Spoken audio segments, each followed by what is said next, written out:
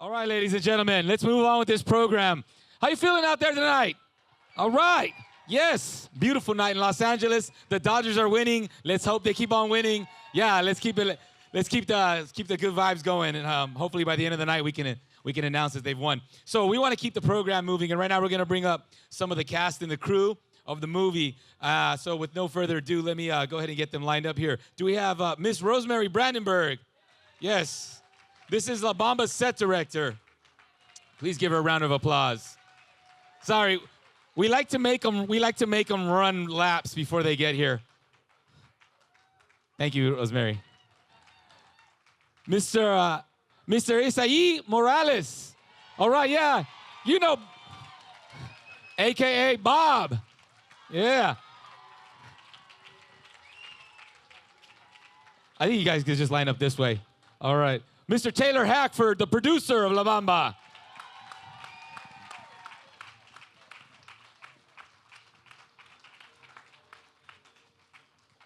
All right, Mr. Hackford, right on here. Mr. Luis Valdez, the writer and director.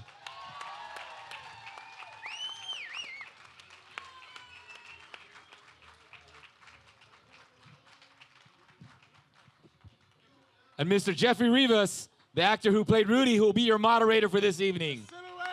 All right. Good evening, everyone. How's everybody doing tonight?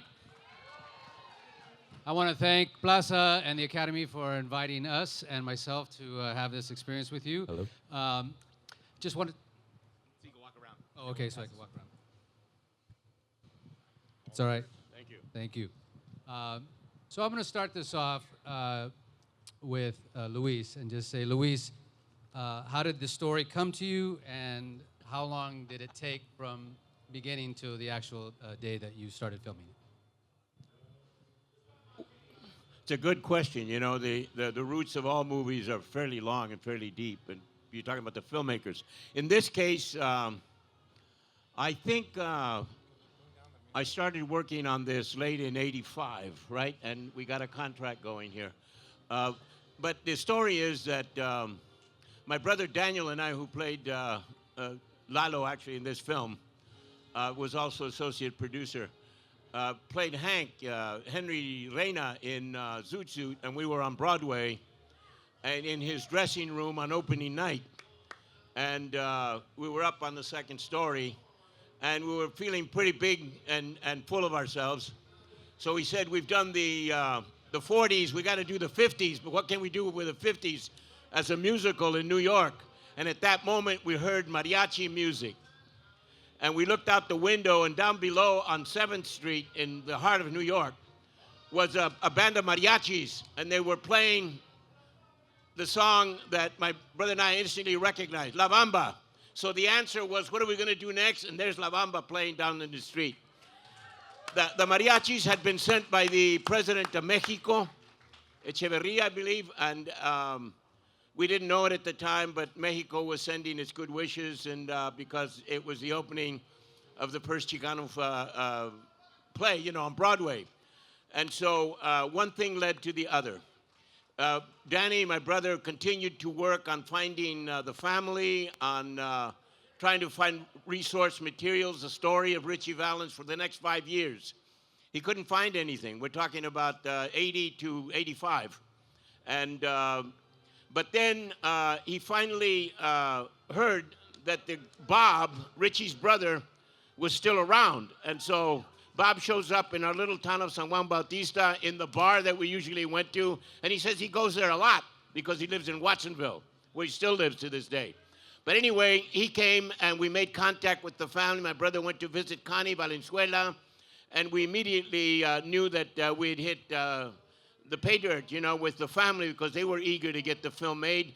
And my brother Daniel had a working relationship with Taylor. Taylor had produced his film, his record album for A&M. So Danny said, let's get in touch with Taylor. He has a film company called New Visions. And so we took the project to Taylor, and he latched onto it right away, you know. And so we met the family. Connie was eager, Bob was eager, all the relatives were ready to go.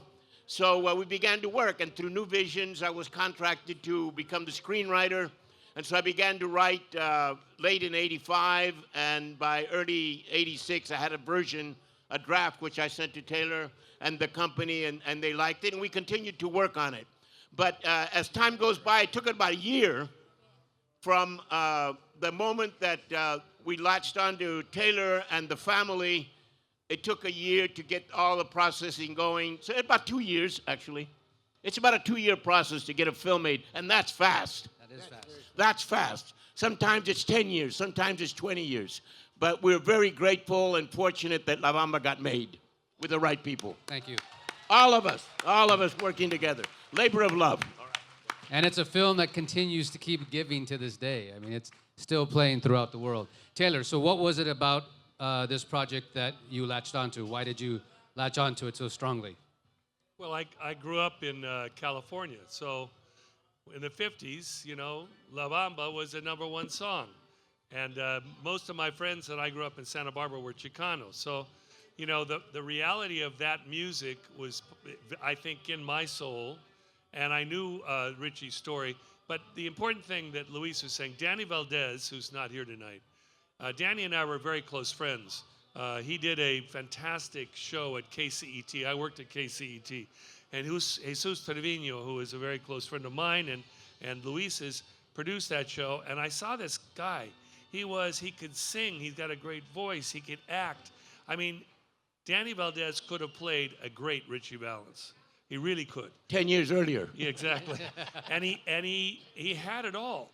But, you know, as they say, neither Danny or I had a pot to piss in, you know.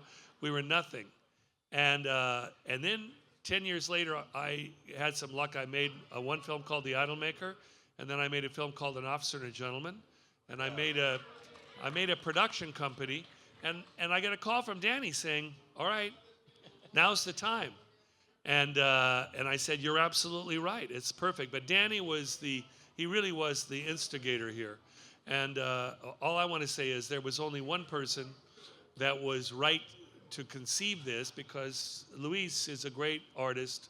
He's been doing fantastic work in the theater forever. And if someone is going to write the heart and soul of a Chicano story, it was going to be Luis Valdez. Danny and I both agreed to that.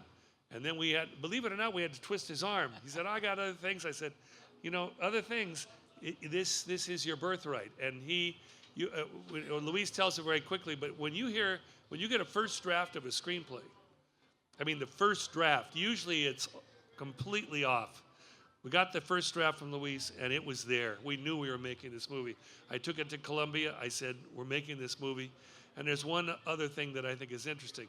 At that time, Columbia Pictures was owned by Coca-Cola. And I said, you know, this movie is important. I said, you know, the Latinos are, this is a great Latino story. Richie Valens is an incredible Latino hero. And there's a huge audience here.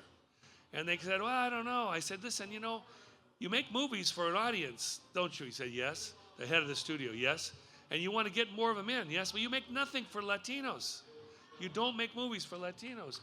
And I said, here's an opportunity right here. And he listened to me. And I said, if you don't believe me, talk to Coca-Cola. Guys, Coca-Cola markets, and they know who buy things. So the thing, it was an interesting charm project from the very beginning. And Luis made it happen. So it was his vision, and he did it from his soul, having grown up in California. He knew what Richie Valens, who he was, what his family was, and that's, I think, what made the film great. And I just want to tag on to that you know, that was one of the few scripts. I think there's only been 3 scripts that I've read that I've actually cried reading the script, and it's all because of that one scene where you say, Richie! Isai Morales, how was your experience on the film? Who taught you how to drive a motorcycle? I just learned in the parking lot off of Romaine, where we had in Cole, where we had between Cole and Cahuenga, there was a parking lot across from the studio where I auditioned at, and I was scared because I'd never driven a motorcycle before, but you know, like taking on a role, it's a mission. And yeah, oh, you. That's right. You was were my my first motorcycle. coach. Oh, that's right. Hello. How easy they forget. That's what you were asking, right? That's right. That's see if right. you No, remember. here I'm thinking, wow, how do I enter this? But yes, it was you. Thank you very much. I went on to buy my own motorcycle and had to give it away because it was so dangerous for me. But the point is that I owe a lot to this film. Like you, I cried tears reading this story, falling in love with this family, reading a script about a Latino family that wasn't about being Latino. You know what I mean? It was just about being Americans with a dream, loving rock and roll and each other. You know, it wasn't pedantic. It wasn't talking down to people or making us better than we were. We had our problems, and I represented most of them. My character. And I just loved seeing all the well-defined characters. Rosana de Soto was a firebrand. I mean, the mother, you know, Connie Valenzuela. Let's hear it for Rosana de Soto. Let's hear it for my Rosie, the one and only Elizabeth Peña. May she rest in peace. And the real life Rosie is here. Rosie, stand up and take a bow. Stand up. There she real is, Rosie. right here. The real life Rosie. That's my girl right there. Don't nobody mess with her. Rosie, God bless her, is 80 years old now. She just told me. I mean, everybody, even our manager, Bob Keane, played by the wonderful Joey Pantoliano.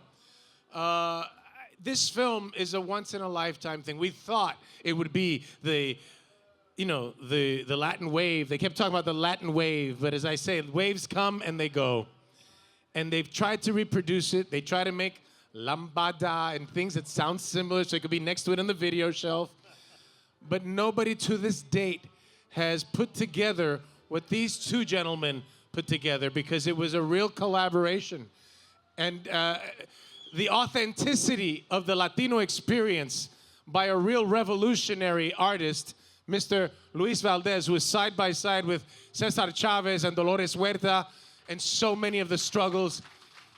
We didn't have a Hollywood writer. We had a real deal.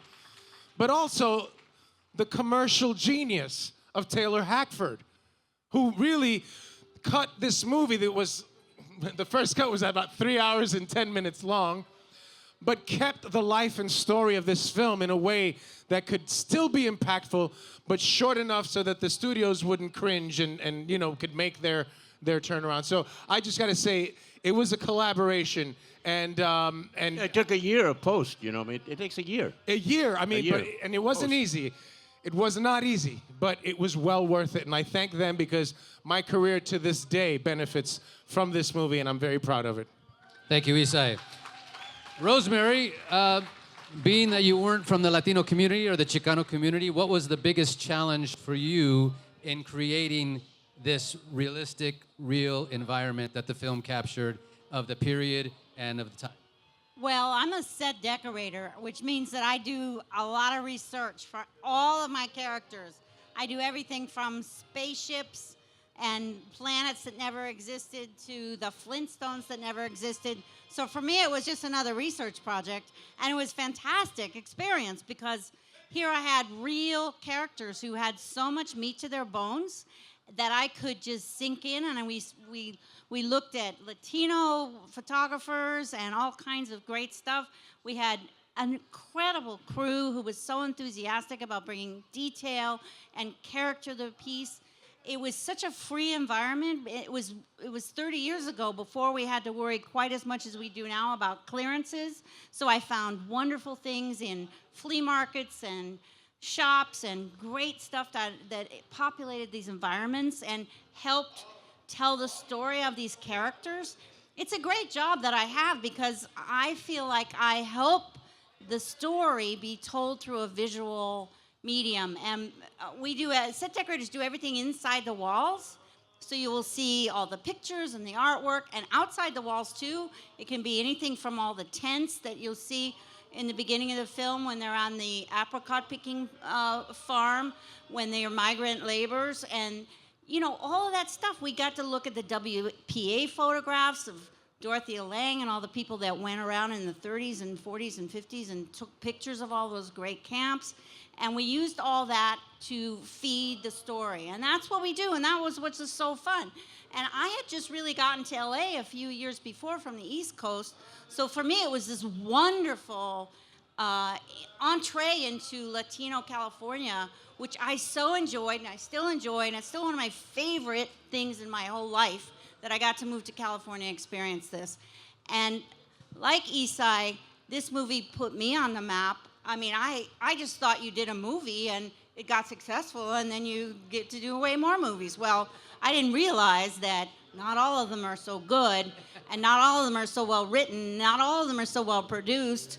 We have crew members here tonight that I am still friends with 30 years later. We made such a bond. It was really, really fun. Yeah, And please we stand had up. a All the great people time. involved with the La Bamba, stand We have up. our production Special manager, La Bamba people, please our- stand up. our Here we special go. effects Alan, coordinator. We have Phil. our location manager. We have one of my set dressers. Joni is here. I mean, it was a great experience. We really had a good time. We bonded as a team. It was incredible. We worked our asses off. It was very low budget, and we just did it, and it was great. Thank you. How many people have not seen the film? Or people have seen the film already? All right. So I played the leader of the Silhouettes, and I have a double question. How was here. that for you? No, but I got to meet the real gentleman that I portrayed, Gil Rocha, still playing in a band somewhere in the San Fernando Valley. But I just wanted, my question to you two is, how did you guys get Los Lobos? And then the second part is, on the day of filming the Garage Band, there was a huge argument about who was going to sing that song, and then it got done. Just explain that process, how I ended up singing that song live. You mean Charlena? Sure. Well, all the songs that I sang. But Los Lobos, how did you get Los Lobos on? Well, the thing is that Los Lobos, as you know, came from East Los, and they had already recorded a song of Richie's. Listen, we all agreed. It was just no question about the fact that we could either use Richie's original tracks, but when you're trying to do something live, it's hard because you only have to take what was on the record. And those records, I mean, they're great hits, but they weren't so beautifully recorded. But we had the real thing. We had a Chicano group from East Los who is brilliant. I mean, all the guys in Los Lobos are still very good friends. And I called them, I called, all of the guys in the group when I went to see them actually out here. They were performing in Lincoln Park. And I went to see them backstage, and I said, listen, we're doing this film, and I really think that you need to do this music. And they looked at each other and said, yes, we have to. That was it. So they were fantastic, and they recorded, and it was amazing because when we recorded this, in one instance, when we did the opening song, which was a Willie Dixon song, 1,000 Miles of Bad Road, and Willie Dixon played, and if you know who he was the guy at Chess Records, one of the greatest bass players and producers ever, and Carlos Santana was also there. So in this instance, Carlos Santana did the score to our movie. And he doesn't, Los Lobos did Richie's music. So this is puro Chicano all the way down. But I think there's one thing that was missing here, and we mentioned everybody, which we didn't mention, is Lou Diamond Phillips. And I think Luis can tell you a story. Lou came from Texas, and he didn't want to play Richie. No, he wanted to play Bob. He wanted to play Bob. But I could see through his audition tape that there was a softer, good-hearted, not that Bob isn't good-hearted, of course he's good-hearted, a softer-hearted personality there underneath all of the toughness. Because he could be tough also. But we saw his tape, and then I said, let's bring him to L.A. and look at him face to face. So he came, and he was very nervous, but he auditioned. He did wonderfully as Richie. You could see him in his eyes. I mean, it's in the eyes. It's in the face. And this is after seeing, by the way, 600 actors of all kinds of ages. Some of them have gone on to a success, and some have not. But the fact is that we were looking for Richie. We were looking for somebody born and raised in East LA. And we saw a lot of people born and raised in East LA, but they weren't the Richie that I was looking for. And the fact is, the real Richie, and I know the whole family, I mean, the family's here, but I still see Bob a lot, and Mario, and Connie, and Mario, and Bob's wife, Joni. I mean, we see them. Connie Sr., the mother, lived just a few months after the movie premiered. She was already sick at heart. She had a bad heart, but she survived. She came back to life for the movie and then lasted about 6 months and then died and was buried in the same grave that Richie is buried in. They're both together in the San Fernando cemetery. But in any case,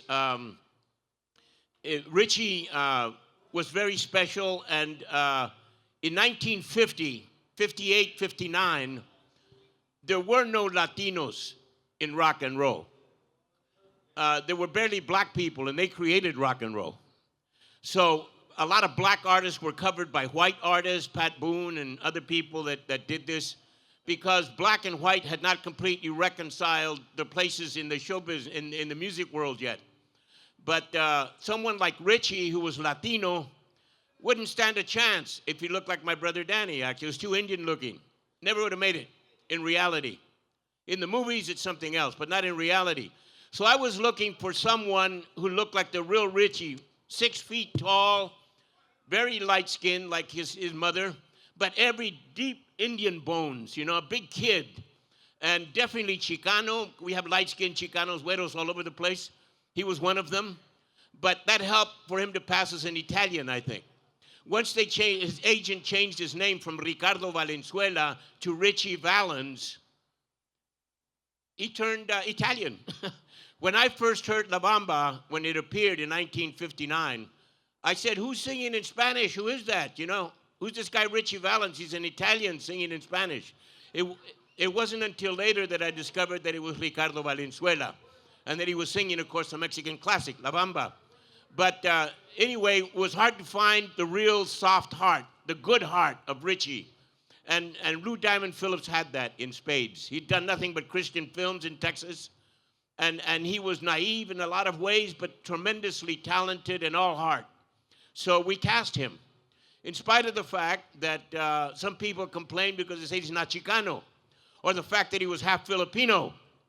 And I'd have people come up to me and say, ¿Por qué metiste ese Filipino? Why did you get this Filipino guy in there? And I'd say, well, why not? You know, the Filipinos are the Hispanics of Asia. What's the problem? In any case, Richie, as I say, was who he was. Lou Diamond Phillips is the issue of a Filipino mother and an American sailor father. So he was very tall, thinner than Richie would have been, but he had the heart quality, and that was the most important thing.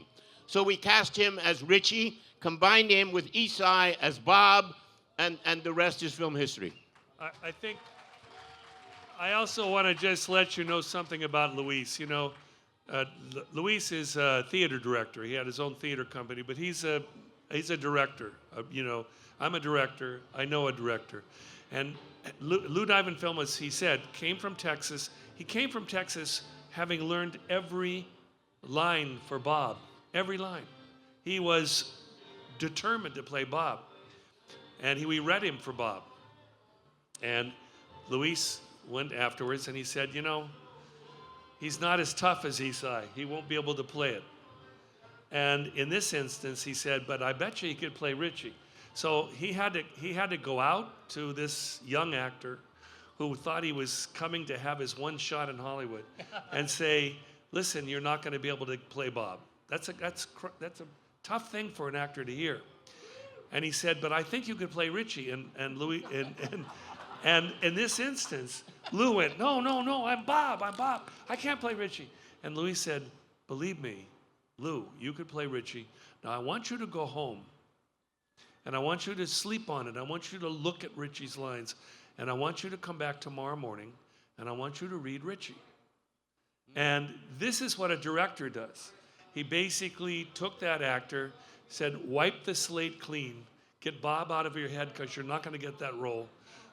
But after all, Richie's the star of the movie. Go home. And Lou, being a really wonderful actor, went home, came back, and the rest is history, as Luis said. But I want to tell you that thing about Luis. He's very, very strong. Yes, he said. I just wanted to add a little something too, because I remember I went in for Richie. They don't always say that.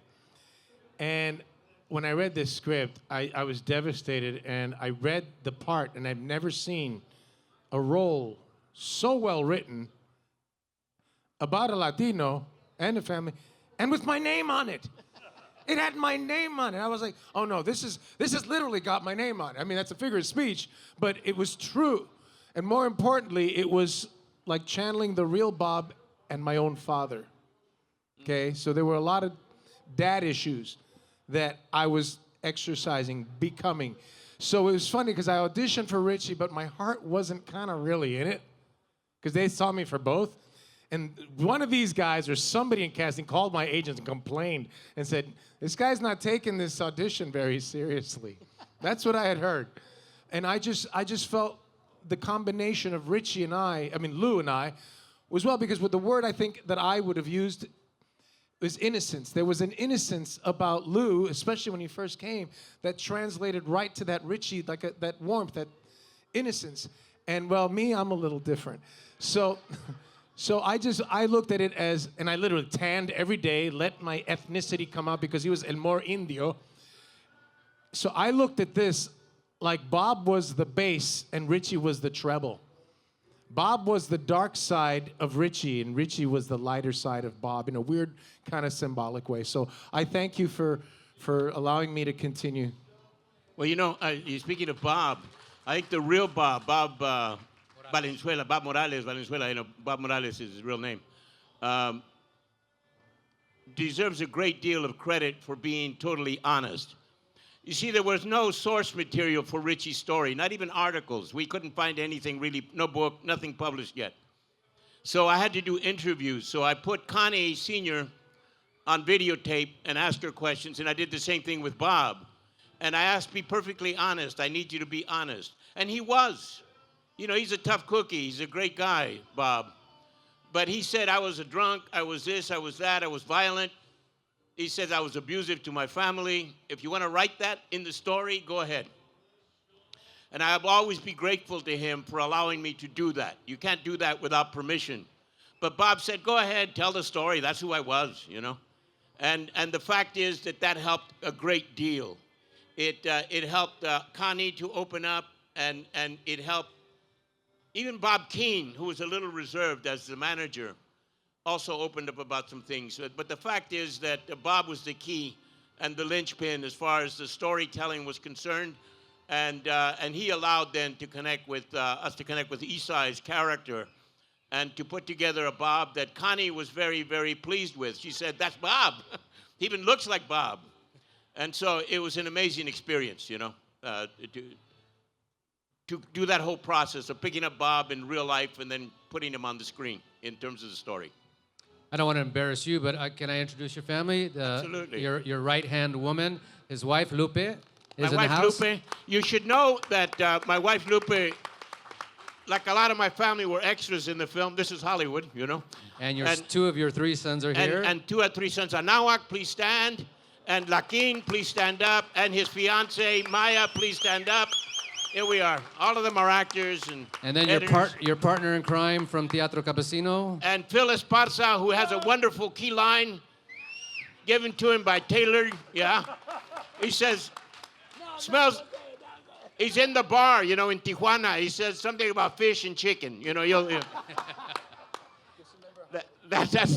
But Lupe's mother is also in the film, and she was 80-some at the time, and she played the harmonica. And for I don't know how many years, she couldn't play the harmonica. Once she got married, my father-in-law, God bless him, refused to let her play the harmonica. So when he died, she picked up a harmonica and started playing again. So Lupe and her sisters bought her a big Horner harmonica, which she uses in the film, and she played, what is it? The song, anyway. She's playing the harmonica in the campfire. Well, we shot that, originally we were going to shoot that up in Hollister for the first week of shoots, but it got later and later and later, and so we had to push it. So we brought her to LA, and the night that she performed, that she did this shot, it must have been about 4 o'clock in the morning. God bless her, she was waiting and waiting and waiting. She's in her 80s, so when we finally set it up at 4 o'clock in the morning in the campfire, she gets there and starts playing the harmonica. And it's a wonderful moment for the family because it's the image of Mama that still lives. And she got sick. She got pneumonia as a result of that shoot. She went back home and had to be airlifted to Stanford University Hospital because she almost died as a result of doing her movie debut. But she was very, very happy. Another guy, the Snake Man, that's Felipe Cantú, one of the original founding members of El Teatro Campesino. He had cancer, so we had to mic him. He's the one with the rattlesnakes.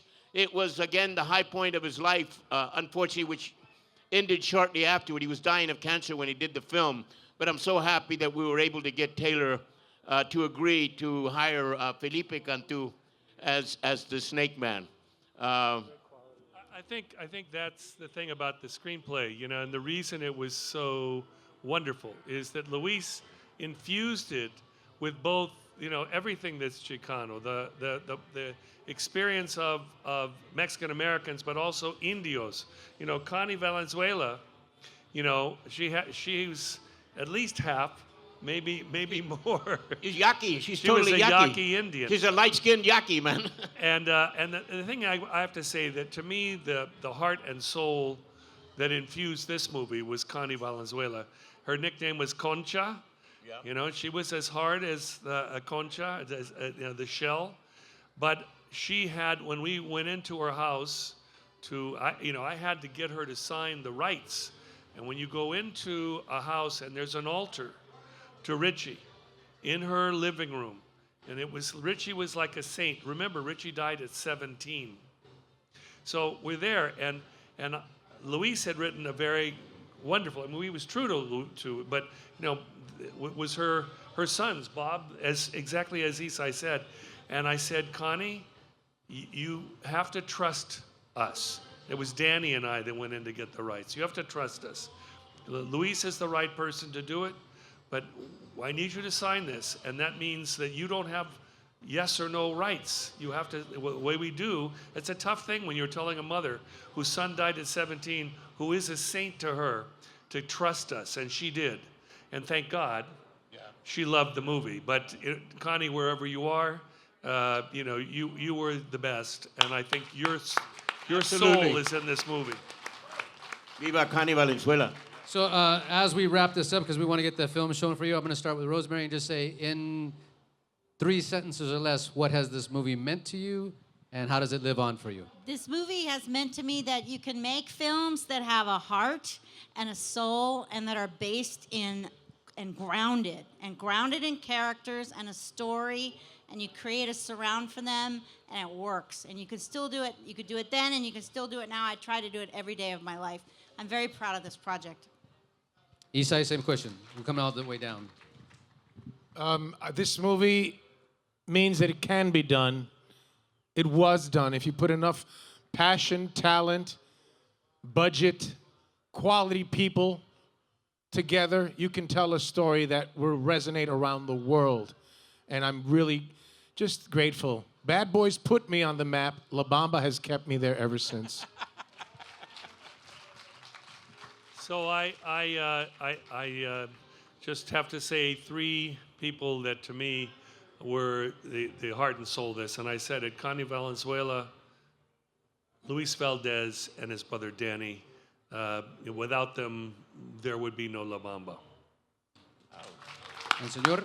Well, the same thing goes for me. Without Taylor, I don't think we would have had this picture. You know, it wouldn't have happened. I do have one little story I want to tell. Yes, please. I think it's true. Back in 1968, El Teatro Campesino had just gone independent from the United Farm Workers. We were in a little town called Del Rey. And not knowing whether we were going to survive, we were living hand to mouth. You know, papas con chile, that was our diet. And the fact is that we opened a farm workers cultural center, el Centro Campesino Cultural, in one of the poorest towns in California. And while we were there struggling with our struggle, there was the young Peace Corps volunteer who showed up in his early 20s. Tall, lanky, blonde, blue-eyed. And that guy was Taylor Hackford. None of us were anybody. You understand? We were out in the boonies. He was in his early 20s. We were Danny wasn't even 20 yet. I think he was maybe 20. But the fact is that wonderful things can happen even in small towns. And in some ways, you know, our paths crossed early on, years before La Bamba, and we established a connection that is very key and central to the process of making art. You got to do it with people that you respect and people that you like. On the other hand, the story of Richie Valens is a story of rock and roll.